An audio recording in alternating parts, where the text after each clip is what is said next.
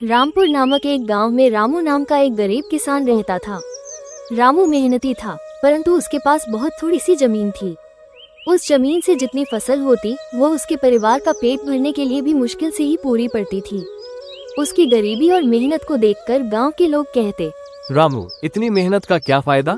तुम्हारा भाग्य ही खराब है जो तुम इतना परिश्रम करने के बावजूद भी गरीब हो। ये सुनकर रामू थोड़ा उदास हो जाता, पर फिर भी वो मेहनत करना नहीं छोड़ता। एक दिन गांव में एक साधु आए।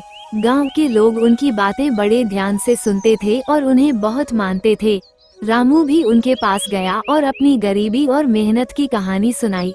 साधु ने उसे ध्यान से सुना और फिर कहा, तुम्हारी मेहनत जरूर रंग लाएगी बेटा, बस धैर्य रखो और अपनी मेहनत को बढ़ाते रहो। कभी कभी हमारी मेहनत के फल का समय आना थोड़ा देर से होता है, परंतु मेहनत का फल निश्चित रूप से मिलता है। रामू को साधु की बात से थोड़ी हिम्मत मिली और वह और भी मेहनत से खेती में जुट गया। दिन रात मेहनत करता, खेतों में घंटों समय बिताता।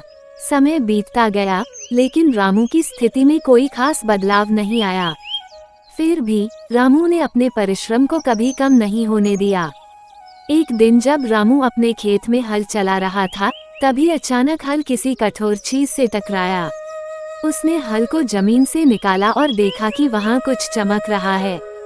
उसने मिट्टी को हटाया तो एक पुरानी धातु की हांडी निकली। उसने हांडी को खोला तो उसकी आंखें चमक उठी। हांडी में सोने की मोहरें भरी हुई थीं। रामू को अपने भाग्य पर यकीन नहीं हो रहा था। उसने साधु बाबा की बात को याद किया कि मेहनत का फल अवश्य मिलता है। रामू ने उन सोने की मोहरों से थोड़ी जमीन और खरीदी और बेहतर बीज और साधन जुटाए।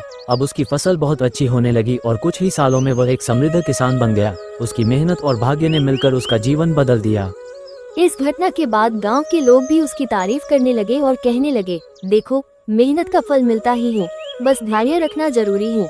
रामू ने अपनी मेहनत और धैर्य से सिद्ध कर दिया कि सच्ची लगन और परिश्रम से किस्मत भी हमारे साथ चलने लगती है।